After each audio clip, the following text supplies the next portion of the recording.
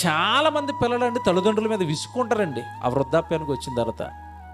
నువ్వు అడిగినప్పుడు నీ చిన్నతనంలో అలాగే విసుక్కున్నాడా నీ మీద? కావలసినవన్నీ తెచ్చాడా? చూసారా, కృతజ్ఞత లేని వారుగా మారతారు తల్లిదండ్రుల ఎడల పిల్లలు. ఇదంతా ఎందుకు చెప్పానంటే, ఇప్పుడు మీకు నీ ఇష్టాలన్నీ నెరవేర్చిన పరలోకపు తండ్రి నాకు ఇష్టాలు ఉన్నాయని బైబిల్లో రాస్తే ఎవరికండి దేవుడు అర్థమయ్యాడు? నా కొరకు తన కొడుకుని సిలువలో బలేసుకున్నాడే, నన్ను రక్షించుకోవడానికి కొడుకుని చంపుకున్నాడే, నా కోసం దివారాత్రాలు చేతులు చాపి పిల్లలారా పిల్లలారా పిల్లలారా అని ఏమండి సుమారుగా కొన్ని వందల సంవత్సరాలు బైబిల్ రాయించాడే, కొన్ని ప్రాణాలు పనంగా పెట్టి బైబిల్ రాయించాడే, ప్రవక్తలు చచ్చిపోయారే బైబిల్ వాక్యం తీసుకురావడానికి. ఇన్ని త్యాగాలు పరలోకంలో ఉన్న కన్నతండ్రి ఈ మానవ జాతికి చేస్తే ఇప్పుడు ఆయన ఇష్టాలు మనిషికి ఎలా మారే? కష్టం.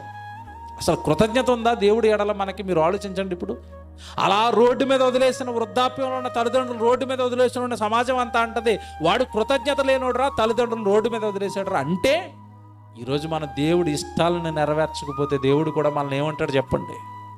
నా ఎడల మీకేం లేదు, కృతజ్ఞత లేదు.